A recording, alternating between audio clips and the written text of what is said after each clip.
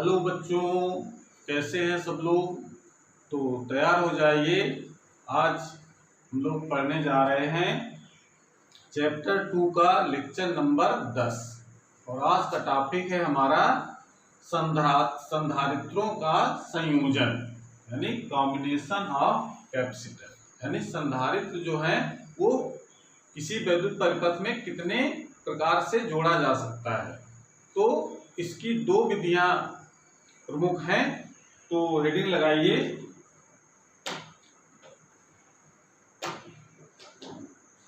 संधारित्रों का संयोजन। तो लिखिए इसमें किसके बारे में, किसी विद्युत परिपथ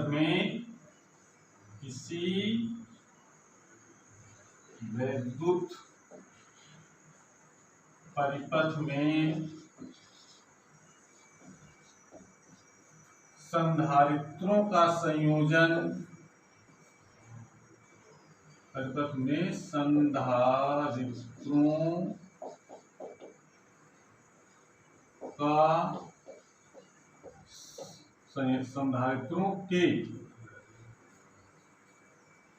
संधारित्रों के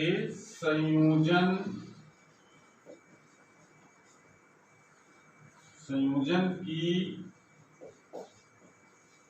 निम्नलिखित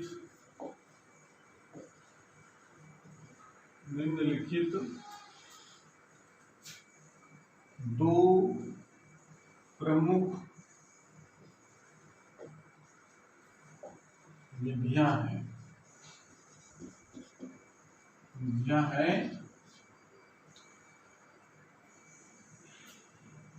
नंबर 1 श्रेणी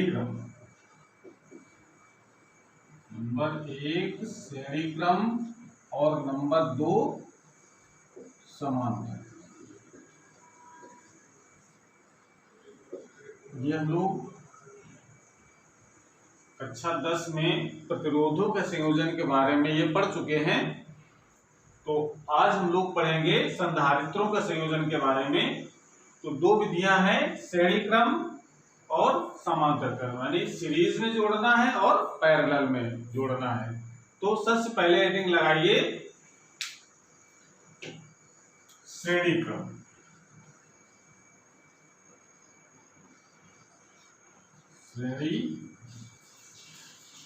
तो श्रेणी क्रम में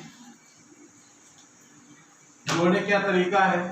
तो श्रेणी क्रम में तरीका ये है कि इसमें हम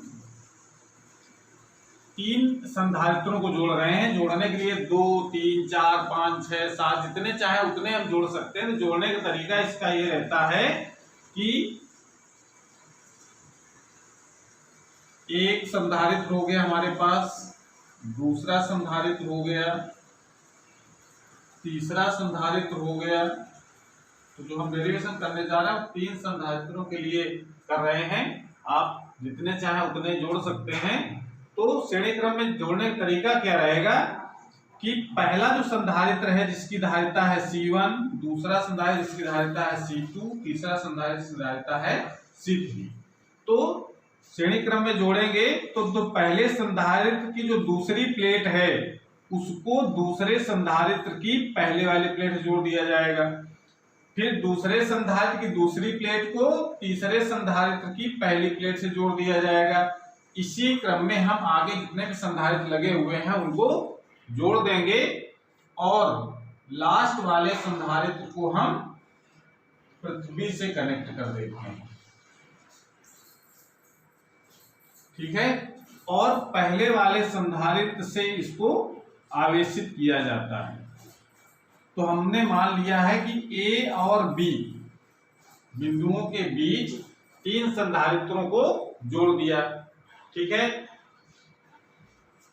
अगर हम बिंदु A से अगर +Q आवेश अगर देते हैं, +Q आवेश से बिंदु A से अगर +Q आवेश दिया जाए तो ये प्लेट हमारी इस पर कितना आवेश आ जाएगा, प्लस का Q। प्रेरण के कारण ये वाली जो प्लेट होगी अंदर की तरफ ऋणावेशित हो जाएगी और दूसरी तरफ जो प्लस का जो आवेश आएगा यानी इस प्लेट पर इस तरफ माइनस का इस प्लस आवेश के कारण और दूसरी तरफ प्लस का आवेश हो जाएगा, क्योंकि एक चालक प्लेट है, ये चालक प्लेट में धन आयन और ऋण आयन दोनों होते हैं, तो ऋण आयन इस तरफ आ जाएंगे इस प्लस क्यू आवेश के आकर्षण बल के कारण, और प्लस वाला जो है पीछे तरफ चला जाएगा प्रतिकर्षण बल के कारण, तो वो प्लस वाला जो आवेश है कहां पहुंच जाएगा, दूसरे संधारित्र की पहली प्लेट पर।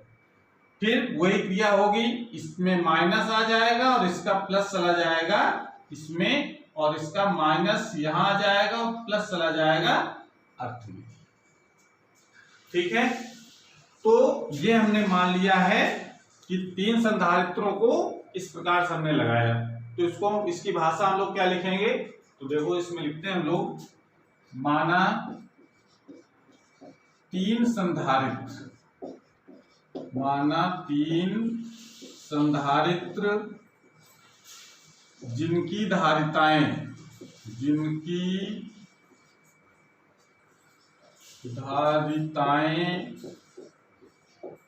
C1, C2 व C3 है, जिनकी धारिताएं C1, C2 व C3 हैं, बिंदुओं A व B के बीच, बिंदुओं A व B के बीच श्रेणी क्रम में जोड़े गए हैं, श्रेणी क्रम में जोड़े गए। ये बात तो हो गई जो हमने लगाया। श्रेणी क्रम जोड़ने का मतलब क्या हो गया कि पहली प्लेट पहले संधारित्र की दूसरी प्लेट को दूसरे संधारित्र की पहली वाली प्लेट से, फिर दूसरे संधारित्र की दूसरी वाली प्लेट को तीसरे संधारित्र की पहली वाली प्लेट से, तीसरे संधारित्र की दूसरी प्लेट को चौथे संधारित्र की पहली प्लेट से, चौथे संधारित्र की दूसरी प्लेट को पांचवें संधारित्र की पहली प्लेट से, ये क्रम जारी रखेंगे जब तक हमारे पूरे संधारित्र जुड़ नहीं जाते हैं। तो यहां पर हमने 3 संधारित्र लेकर के हमने ये क्रम बना लिया हमने। और अब देखिए इसमें आगे हमने बिंदु A से प्लस क्यू आवेश दिया, तो आगे लिखिए, जब बिंदु A से प्लस क्यू आवेश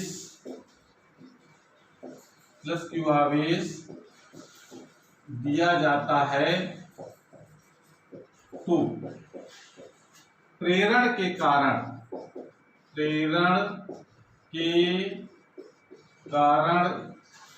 प्रत्येक संधारित्रों की प्रत्येक प्लेट पर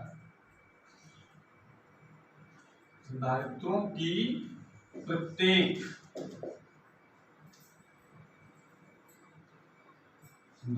की प्रत्येक प्लेट पर आवेश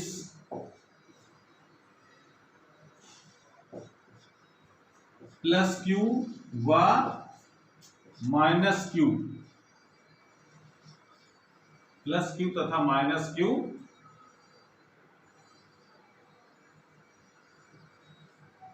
आ जाता है,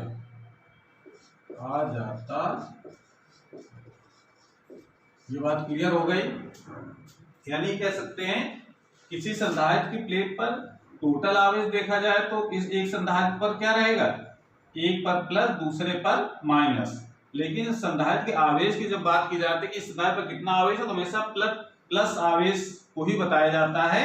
तो इस संधारित्र पर आवेश कितना आ गया, प्लस क्यू, इस संधारित्र पर कितना आ गया, प्लस क्यू, इस संधारित्र पर कितना आ गया, प्लस क्यू। तो इसका मतलब है कि प्रत्येक संधारित्र पर आवेश बराबर होता है, और यही पहचान होती है श्रेणी क्रम में कि जब संधारित्रों पर आवेश बराबर हो जाए, यानी आवेश जो दिया जाए वो प्रत्येक संधारित्र पर बराबर आवेश आए, जितना आवेश देंगे वही आवेश सब जगह हो जाए, तो इसका मतलब ये क्रम जो हमारा होगा वो श्रेणी क्रम कहलाता है। ठीक है, तो प्रेरण के कारण संधारित्रों के प्रत्येक प्लेट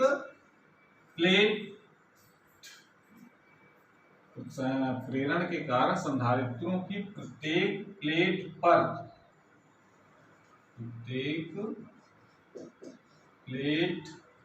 पर आवेश प्लस क्यू माइनस क्यू आ जाता है। ये बात क्लियर हो गई इसमें। उसके बाद क्योंकि धारिताएं अलग अलग हैं, धारिताएं तो आवेश तो सब में बराबर आ गया, लेकिन धारिताएं सबकी अलग अलग हैं, तो विभवांतर सब अलग अलग होगा प्लेटों के बीच में। तो आवेश तो आ गया बराबर, तो आगे लिखेंगे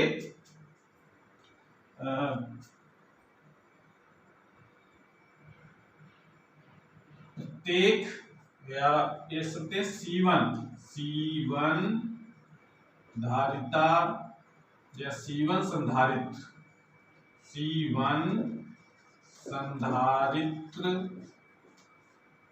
संधारित्र की प्लेटों के बीच विभवांतर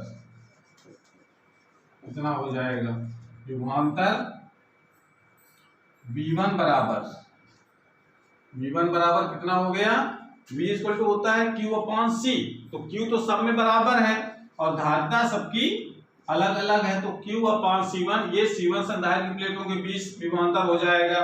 C2 संधारित्र की प्लेटों के बीच विभवांतर कितना हो जाएगा? V2 equal to Q upon C2। इसी प्रकार से C3 संधारित्र की प्लेटों के बीच विभवांतर कितना हो गया? V3 equal to Q upon C3। ये तो यानी इसके प्लेटों के बीच कितना हो गया? V1, इसके प्लेटों के बीच कितना हो गया? V2, इसकी प्लेटों के बीच कितना हो गया? V3। ये बात क्लियर हो गई? इसको नोट कर लें।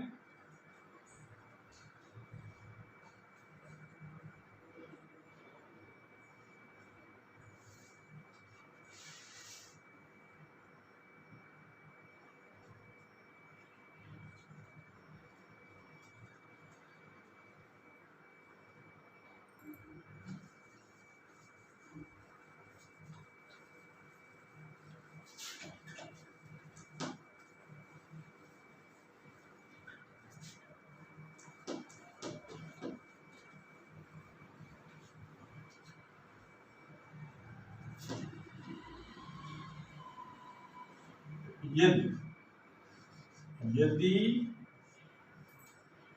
बिंदुओं A व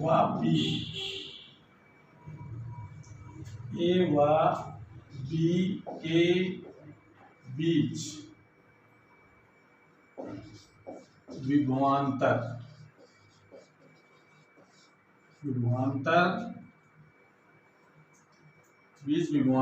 V है,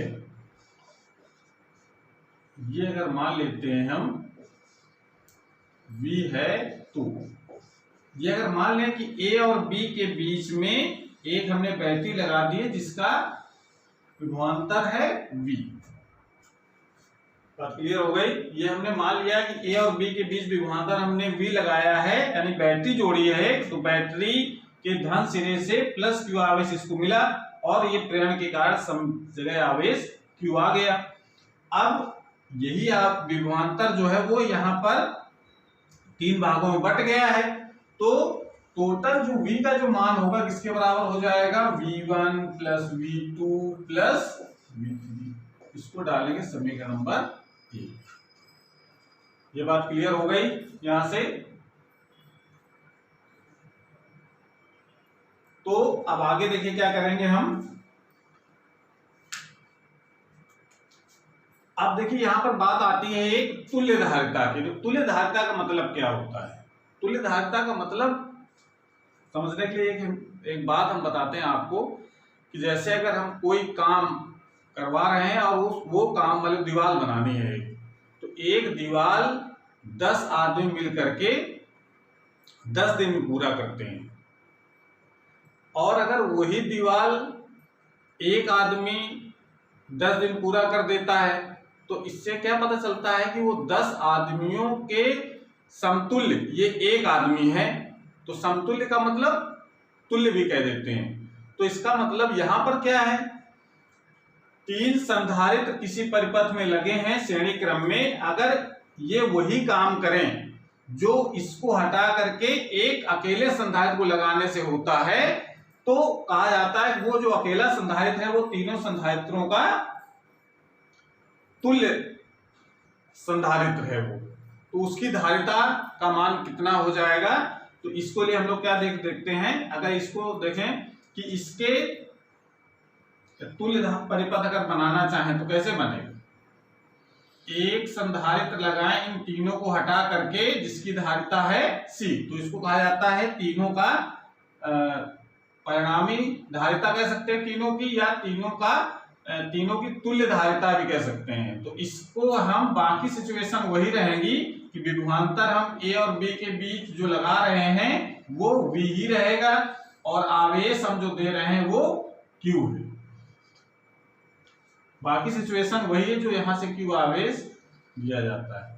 तो इस स्थिति में क्या होगा, यानी ये जो परिपथ बनाया है ये तुल्य परिपथ है, इसका तुल्य परिपथ, ये इसका तुल्य परिपथ है नीचे वाले का। तो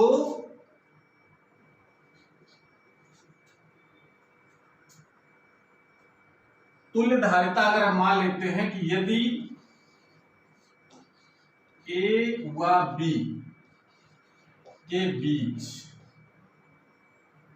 A व B के बीच तुल्य धारिता C है,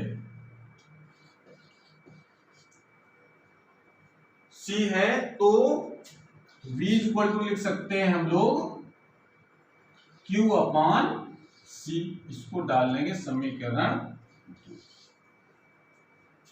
अब हम जरा V1, V2, V3 व V के मान समीकरण 1 में रखने पर रख दो। जो V1, V2, V3 के मान निकाले गए इसके पहले, और ये V का मान ये निकाला गया है। तुल्य धारिता के सिरों के बीच कितना विभवांतर है, ये V है, V equal to Q upon C, ये वैल्यू यहाँ पर रख दें। एक नंबर में तो क्या आ जाएगा, Q upon C is equal to Q upon C1 plus Q upon C2 plus Q upon C3। ये Q से Q सब कैंसिल हो जाएगा, 1 अपान C इक्वल टू बचता है 1 upon C1 plus 1 upon C2 plus 1 upon C3। ये formula आता है जब हम संधारित्रों को श्रेणी क्रम में जोड़ते हैं, तो उसका फार्मूला बनेगा हमारे पास 1 upon C equal to 1 upon C1 plus 1 upon C2 plus 1 upon C3। तो इसको नोट कर लें।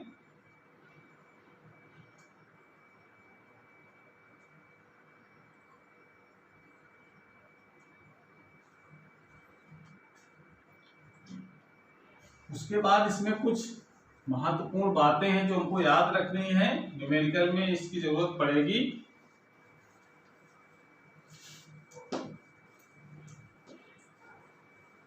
तो कौन सी महत्वपूर्ण बात है, देखिए महत्वपूर्ण बातें श्रेणी क्रम में कौन सी महत्वपूर्ण बातें हैं। तो पहली बात हमारी कौन सी है कि क्या निष्कर्ष निकला है कि श्रेणी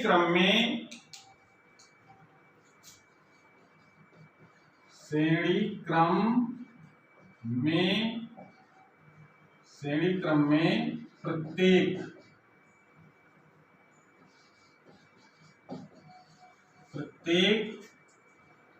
संधारित्रों पर आवेश बराबर होता है,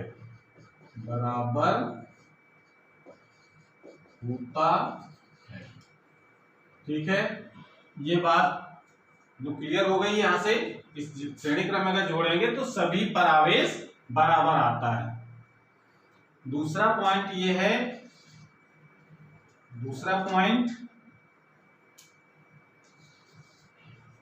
कि भिन्न भिन्न संधारित्रों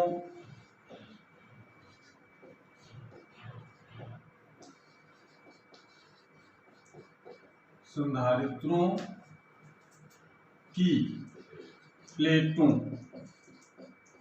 के बीच विभवांतर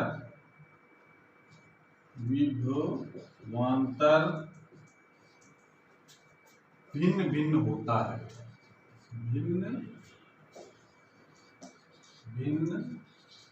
होता है, यानी अगर संधारित्र अगर अलग अलग है, अगर मान दोनों के बराबर हो गए तब तो विभवांतर भी सेम हो जाएगा, उसका आवेश तो सेम ऑलरेडी है, और V इक्वल टू होता है Q into C। V equal to क्या होता है, C इक्वल टू फार्मूला पता है Q अपॉन V, तो V इक्वल टू क्या हो जाएगा Q अपॉन C। यानी कह सकते हैं कि आवेश तो बराबर है, अगर धारिता अलग होगी तो V का मान भी अलग हो जाएगा, ठीक है।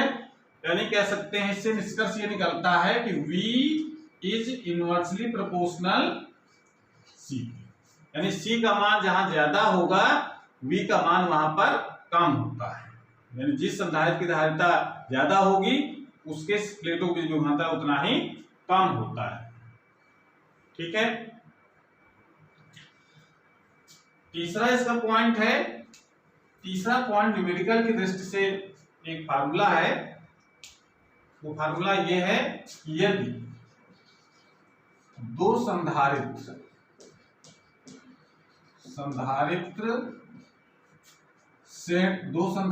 C1 व C2 को श्रेणी क्रम में जोड़ा जाता है तो उनकी तुल्य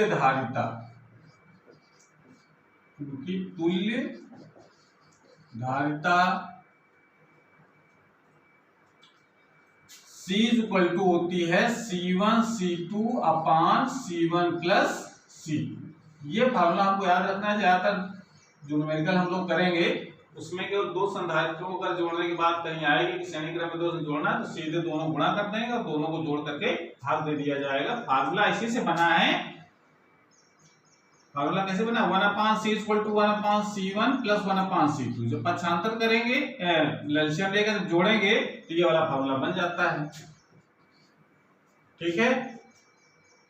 तो ये कुछ पॉइंट है इनको याद रखेंगे जिससे न्यूमेरिकल लगाने में कोई समस्या ना आए, इसको नोट कर लें। उसके बाद हम लोग इसका दूसरा जो क्रम है उसको पढ़ेंगे।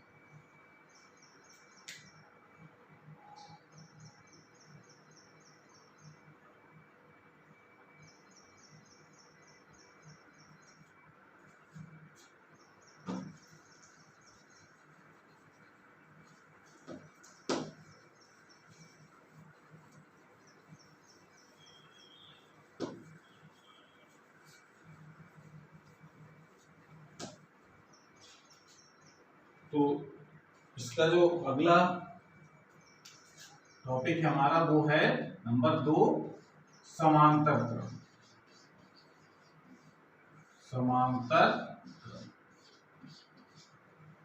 तो समांतर क्रम में देखिए कैसे जोड़ते हैं हम लोग। तो समांतर क्रम में जोड़ने का तरीका ये है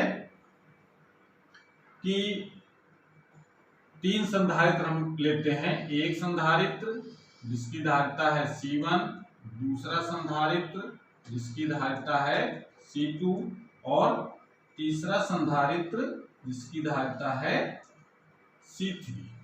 इसको इन तीनों कहा जाए कि समांतर क्रम में लगाइए। तो समांतर क्रम में लगाने का मतलब होता है कि तीनों संधारित्रों की पहली वाली प्लेट को एक बिंदु से जोड़ दिया जाए और दूसरी प्लेट को, सभी जितने भी संधारित्र हैं उनकी दूसरी प्लेट को दूसरे बिंदु से जोड़ दिया जाए। तो ये कॉम्बिनेशन कहलाता है समांतर क्रम। तो ये मान लेते हैं कि बिंदु ए और बी के बीच में समांतर क्रम में लगा दिया गया है और यहां से हम आवेश देंगे +q। जब +q आवेश देंगे तो चूंकि यहां से बटेगा आवेश, कुछ आवेश इधर जाएगा, कुछ इधर जाएगा, कुछ इधर जाएगा। तो मान लेते इधर जो आवेश जा रहा है वो कौन सा है, +q1। इधर जो आवेश जाएगा इस वाली प्लेट पर वो है +q2। इधर जो जाएगा वो है q3। इसे प्लस के रहेंगे ये। और प्रेरण के कारण इस वाली प्लेट पर कौन सा आवेश आ जाएगा, -q1 इक्वल आएगा। प्लस वाला बिंदु बी पर चला जाएगा, इधर वाले में आ जाएगा -q2, इधर वाले में आ जाएगा -q3 और प्लस वाला आवेश को ग्राउंडेड कर देते हैं। ठीक। अब जरा हम बिंदु ए से आवेश जब देंगे तो तीन भागों में बट गया ये। तो इसको हम थोड़ी सी इसकी भाषा लिख लो। भाषा लिखिए इसकी, माना तीन संधारित्र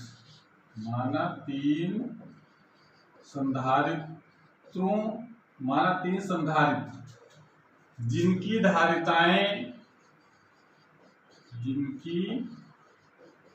धारिताएं C1, C2 व C3 हैं।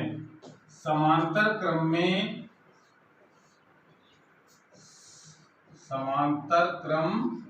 में बिंदुओं A व B के बीच,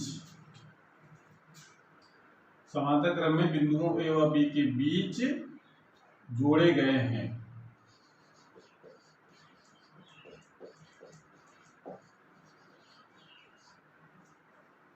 ये हो गया। ठीक है। आगे, जब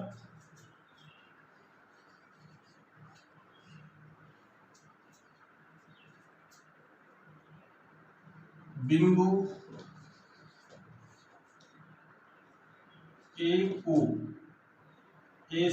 जब बिंदु ए से +q आवेश देते हैं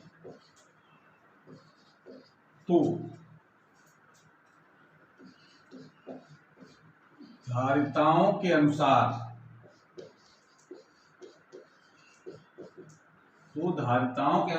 क्योंकि जो Q = होता है, फार्मूला ना देखो, Q = क्या होता है, Q = होता है C/V। तो V तो इक्वल होगा क्योंकि सभी संधारित्रों को दो बिंदुओं के बीच जोड़ा गया है। तो ये भी संधारित्र A और B के बीच लगा है, ये भी संधारित्र A के बीच लगा है, ये भी संधारित्र A और B के बीच लगा है। तो इसका मतलब है कि तीनों संधारित्र एक ही बिंदुओं के बीच लगे हैं, इसलिए जितना विभवांतर A और B के बीच में होगा उतना ही विभवांतर तीनों संधारित्रों की प्लेटों के बीच में होगा। बात समझ में आ रही है? यानी समांतर क्रम में जो विभव होता है वो बराबर होता है, और यही पहचान होती है समांतर क्रम में कि समांतर क्रम में विभव बराबर होता है और श्रेणी क्रम में आवेश बराबर होता है। तो यहां से देखो जो हमने बात लिखी है, जो कि जब बिंदु A से +q आवेश देते हैं तो अब देखिए यहां पर देते हैं तो ये V तो सब में बराबर आएगा। अब ये धारिताएं सबकी अलग अलग हैं तो आवेश भी सबका अलग अलग होगा। तो धारिताओं के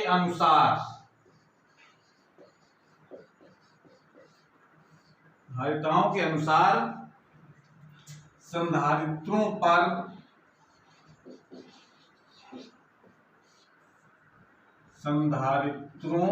पर उत्पन्न आवेश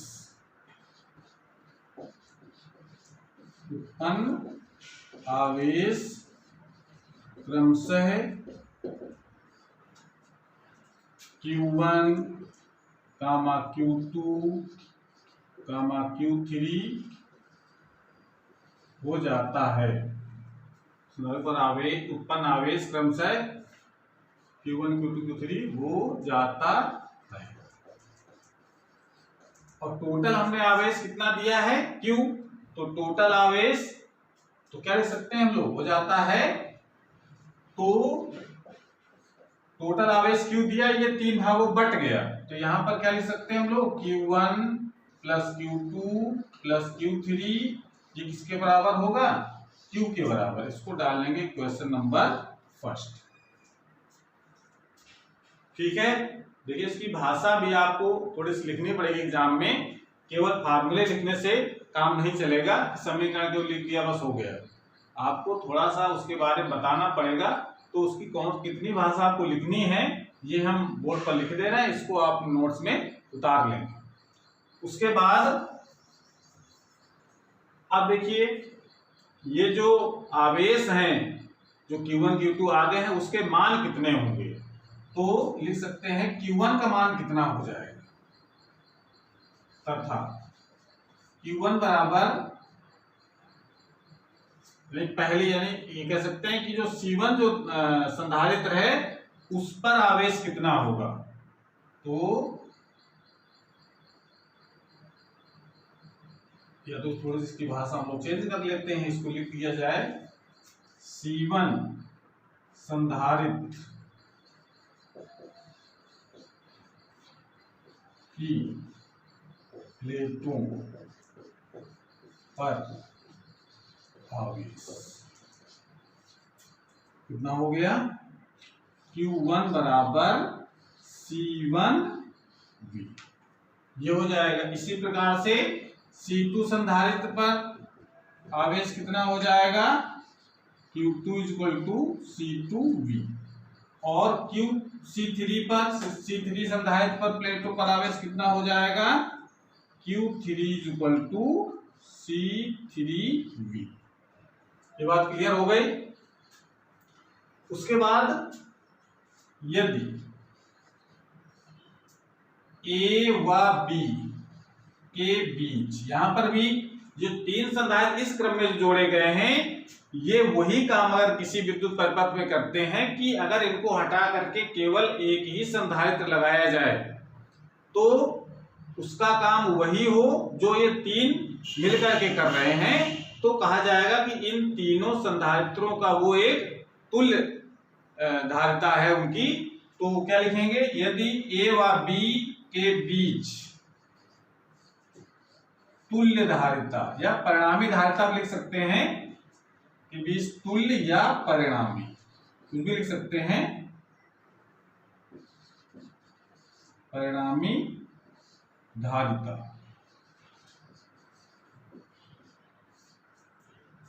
परिणामी धारिता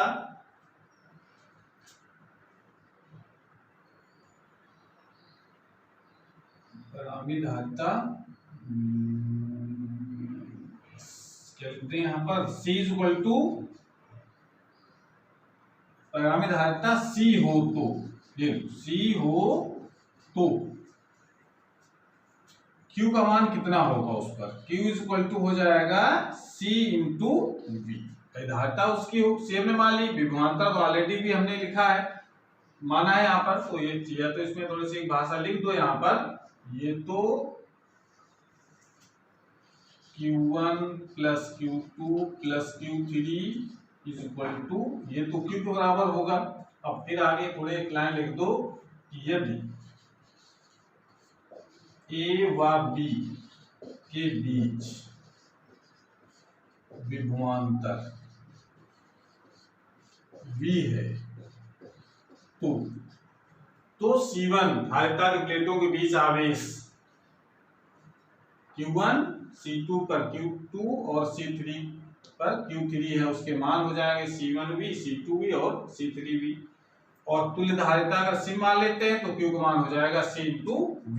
तुल्य धारिता से मतलब क्या बनेगा? तुल्य धारिता का मतलब एक धारिता हो इसकी जगह और बाकी सिचुएशन वही हो, आवेश हो Q यानी प्लस Q और माइनस Q और विभवांतर हो V, तब क्या होगी स्थिति? तो स्थिति ये वाली आ जाएगी Q इक्वल टू CV। ठीक है, ये सब मान हम समीकरण नंबर 1 में रखेंगे। तो Q1 Q2 Q3 व Q के मान समीकरण 1 में रखने पर तो रख दीजिए इसको। तो इसको नोट कर लें पहले।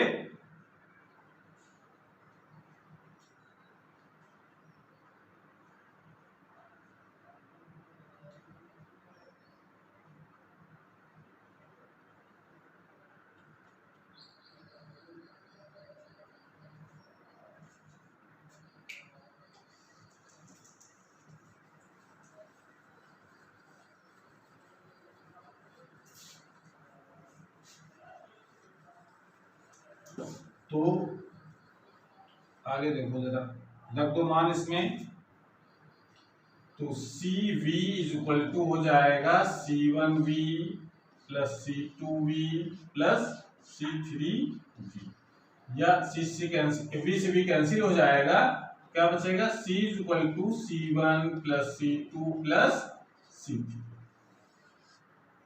ये इसका आंसर होता है। जब प्रतिरोधों को जब समांतर क्रम में जोड़ते हैं तो 1 अपान करके जोड़ते हैं वो, और संधारित्रों में सीधे सीधे जुड़ जाते हैं। तो ये फार्मूला बन जाता है। इसमें भी जो न्यूमेरिकल के लिए इंपॉर्टेंट कुछ बातें हैं उसको नोट कर लेते हैं। तो इसको नोट कर लो पहले, ये 2 लाइनें और।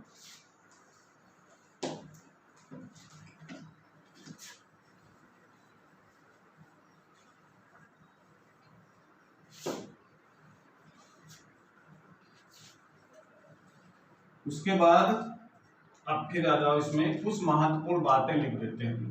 महत्वपूर्ण बातें, महत्वपूर्ण बातें कौन सी हैं इसमें? नंबर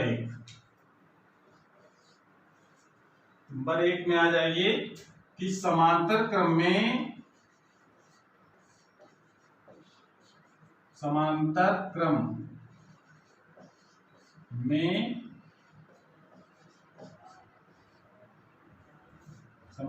में प्रत्येक प्लेटों के बीच, प्रत्येक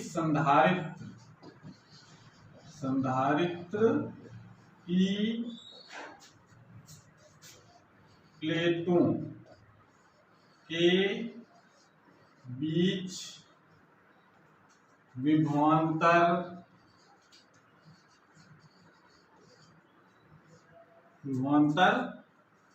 समान होता है। क्लियर होगा? जो सब जितने भी संधारित्र हैं वो सब एक ही पॉइंट के बीच जुड़े हैं, इसलिए विभवांतर सब बराबर होता है। दूसरा पॉइंट है कि भिन्न भिन्न धारिताओं के लिए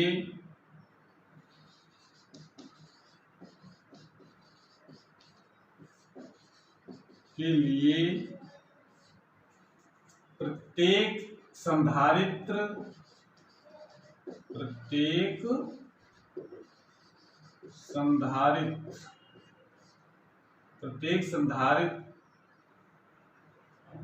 की प्लेटों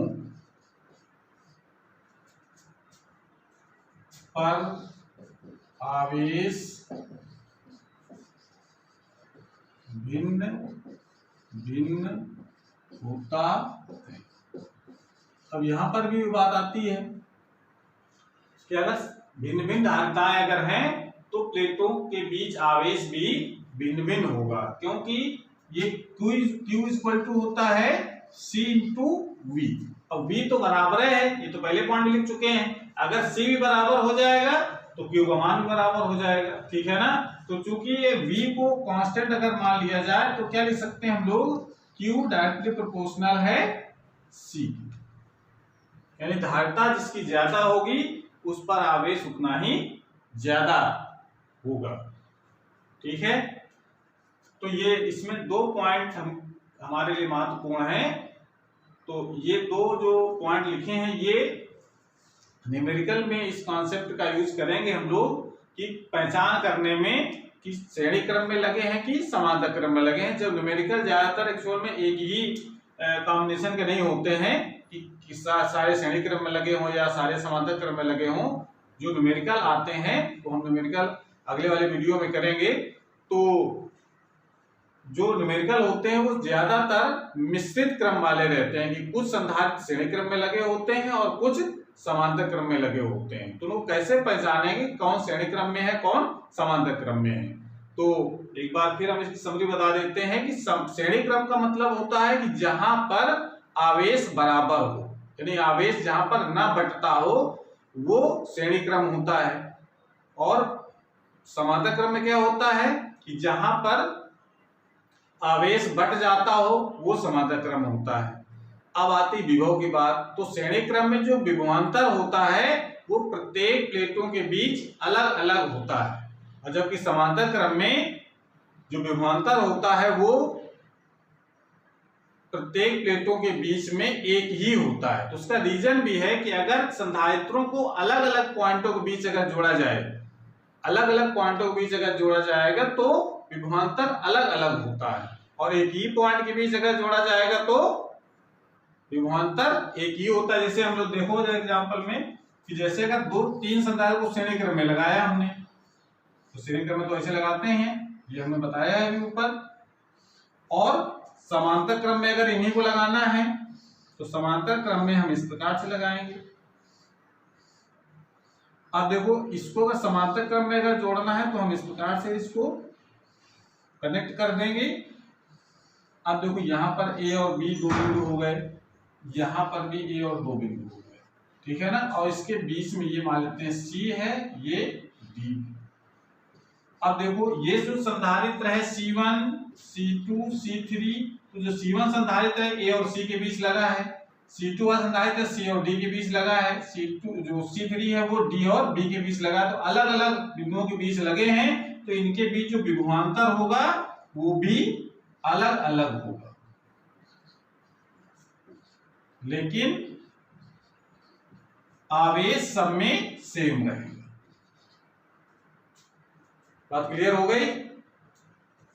और यहां पर क्या होगा, इसमें अगर धारिताएं C1, C2, C3 अगर मान ली जाए तो इसमें जो विभवांतर होगा वो सब में सेम रहेगा। विभवांतर इसके भी बीच में भी रहेगा, इसके भी बीच में भी रहेगा और इसके बीच में भी रहेगा, लेकिन आवेश सब में अलग अलग होंगे।